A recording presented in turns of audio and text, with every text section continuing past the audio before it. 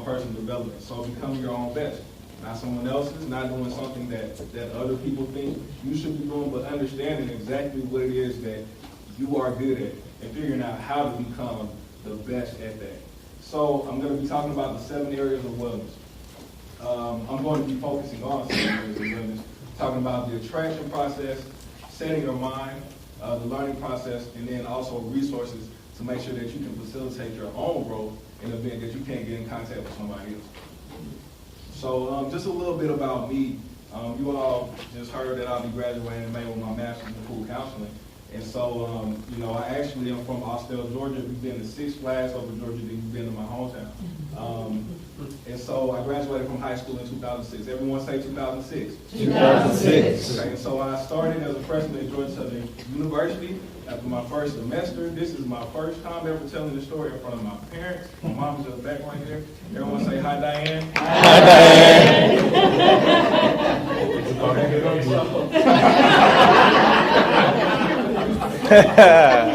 so I got down there to Georgia Southern University in fall 2006. At the end of my first semester, I went to more parties in class. My GPA began with a decimal point.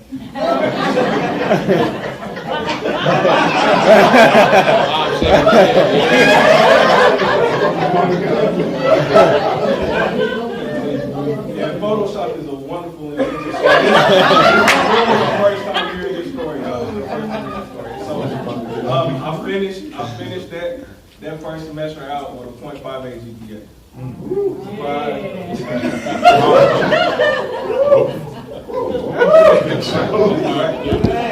And so, fast forward, I had to go through some learning and development things, and halfway through, I decided that my original degree, which was chemistry with an emphasis in pre-pharmacy, wasn't for me. I don't like taking medicine. I believe in the body's ability to heal itself.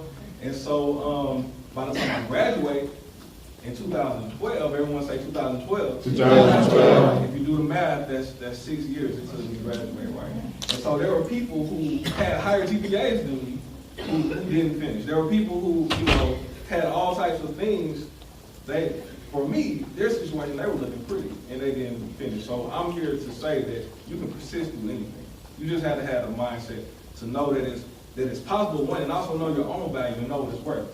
So without talking about myself too much more, these are the 7 areas of wellness, as you all see. Your intellectual wellness. Ask yourself these questions, because it's so important, right?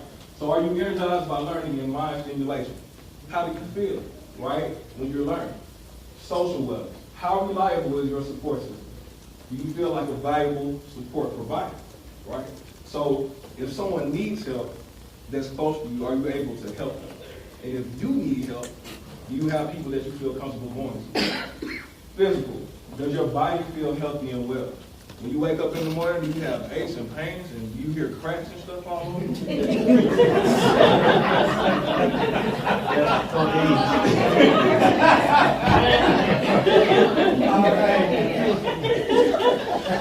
There might be a sign that you want to focus a little bit more on your physical wellness.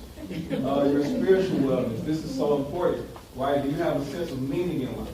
Right? Do you have a connection with something that's greater than yourself? All right, that can be a group of individuals, that can be a spirit, that can be your source, whatever you want to call it. But understanding that exists, that's very important. And then your financial wellness. Usually when we have these types of charts, the wellness wheels, you'll see occupational wellness on here. And for me, I don't particularly like that. I think that when you think of your wellness and your income, when you're talking about money, your finances are your ability to raise funds for your life. Think about it as life fundraising, right? Now, how do most people raise funds for their life? Right, they work a job, okay? And that's a very limited way to think of things. So anyway, how well do you raise funds for your life? How long are you able to live without working for income?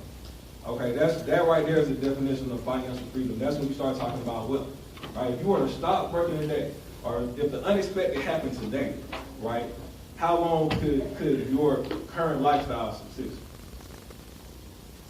Emotional well-being. Are you securing your self-identity and self-regard? Right? Who are you when no one's around? Are you comfortable with that person? And how does that compare to who you are when people are around? All right. Do you have the ability to cope well with unpleasant life circumstances? Everybody knows if you've been in the business, if you're in the business of working with people, you're going to deal with unexpected things all the time. And it was so funny. I had one person who got in the business and was out within 24 hours. Right? And I'm telling Ms. Rhonda about this person. Ms. Rhonda was one. Of course, I took her through the third base call and everything. I went through the system. And Ms. Rhonda was like, who? I'm telling you, she talked to this person maybe 48 hours ago. And I had to understand and learn from that situation that it's all about understanding that things can happen. And moving forward, you have to have that mindset that no matter what, you're going to push forward under any circumstances, and it's going to happen without you or with you, like Ms. Polynesia said. And then your environmental wellness. This is really important. Do you feel good about your surroundings? And then how safe/guarded do you feel in your surroundings? When you feel safe, how do you feel? Open, right? Yeah. If you feel unsafe, how do you feel? Right. And so that's a great way to judge how you feel about your surroundings. If you go home and you feel like you have to close up, then something possibly needs to change. And so these 7 areas, when they're together and when you have that balance, it can create some major synergy in your life. And so the challenge is making sure that you spend enough time to put enough energy into making sure that you have all these areas in sync with each other. So the attraction process. Scorpion and the frog, right? So this little story goes as follows. There was a frog sitting on a riverbank. He was just chilling. You know, he or she, they were just chilling. Wasn't doing too much of anything. When they were approached by a scorpion who needed to get across the river. All right. So the scorpion, imagine, look, use your imagination, use your creative mind. Imagine the scorpion. This is a clean looking scorpion right now. Right? Scorpion had on 4 pair of J's. Or the scorpion had on 4 pair of red bottoms, like it was clean. So the scorpion walks up to the frog and asks, "Frog, could you please get me across the river?" The frog responds, "You're a scorpion. If I allow you to get on my back and take you across the river, you're going to sting me and then I'll die." The scorpion responds, "What sense does that make? I need to get across the river. If I sting you, then we'll both die." So the frog sits back, thinks about it for a second, goes back and forth, and eventually he decides, okay, scorpion's looking pretty fresh, come aboard. So scorpion climbs on the frog's back, and as they're floating across the river, the frog is going, and all of a sudden it feels this sharp pain in its back, right? And it swims a little bit further, and before it knows it, its leg just gives out, just goes paralyzed and limp. And the frog realizes that he's being stung by a scorpion, right? And so he looks back. "Man, why did you sting me? Now we're both about to die." And the scorpion says, "Because I'm a scorpion, is what I do." So that's powerful. That's powerful for one major reason. Because our beliefs dictate how we act. And how we act dictates what we have in life. I want you all to understand that, right?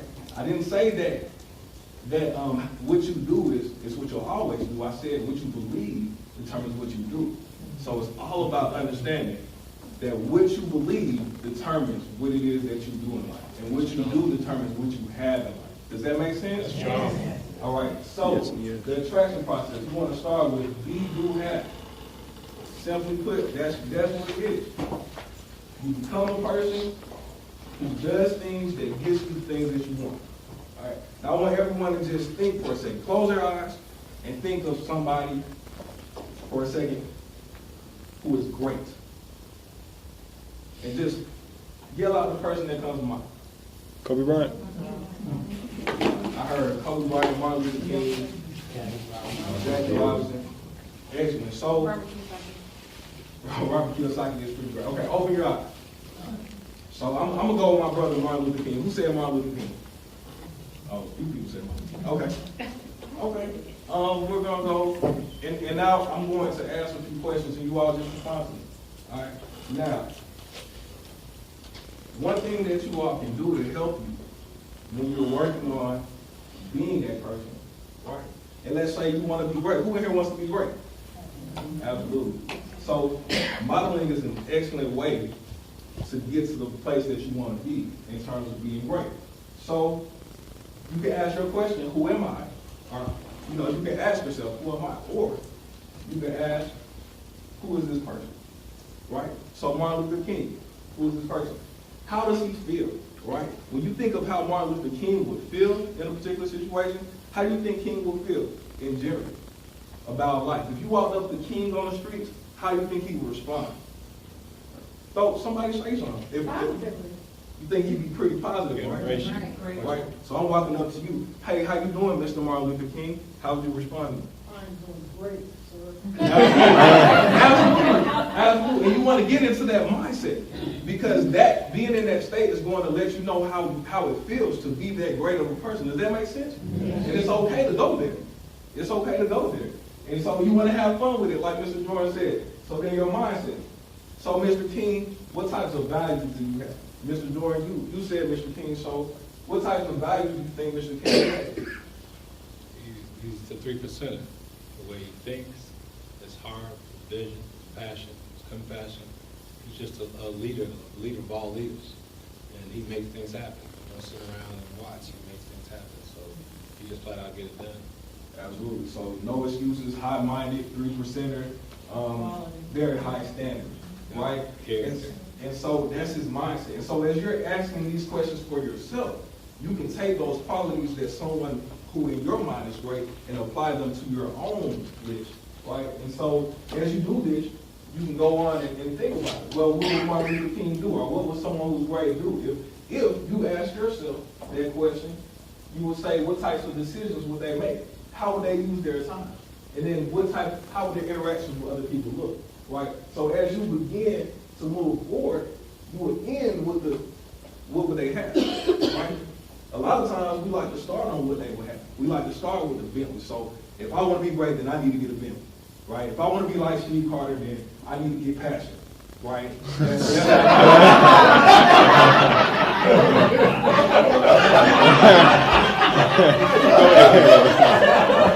And your boy Joseph back here like, yeah. Am I the one that thought that?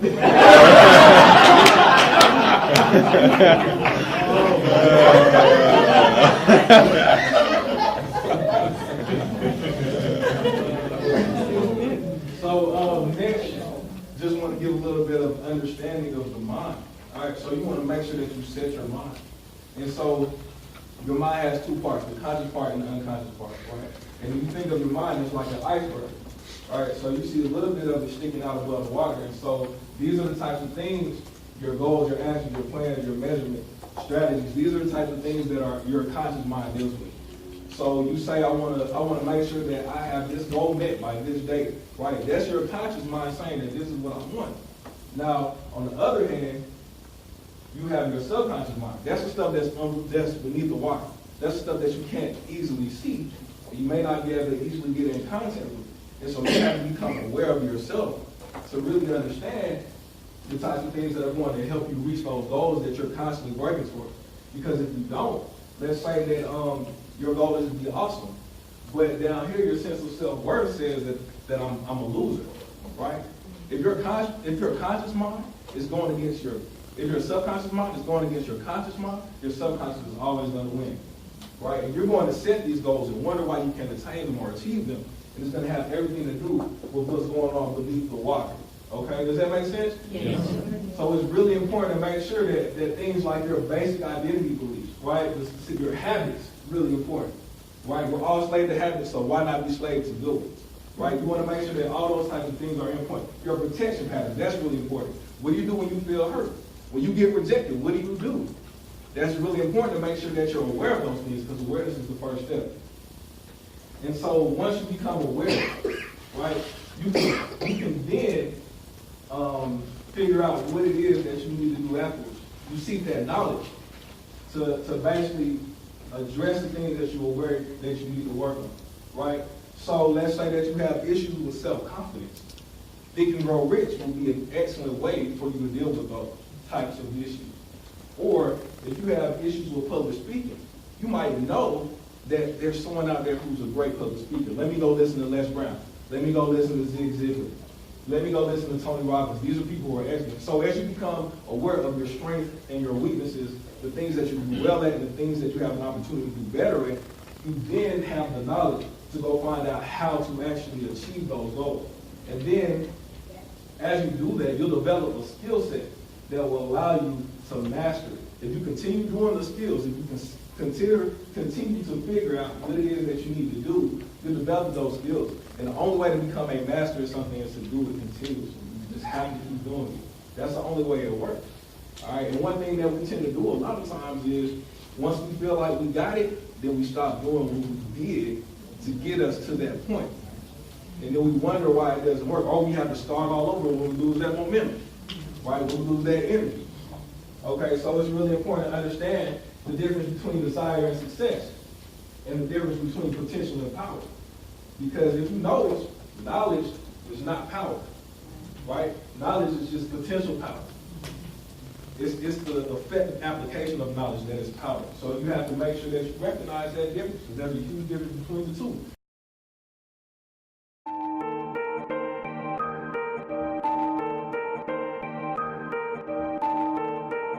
Started. Zombie on the track. Started from the bottom, now we here. Started from the bottom, now my whole team here. Started from the bottom, now we here. Started from the bottom, now the whole team here. Started from the bottom, now we here. Started from the bottom, now my whole team in. Started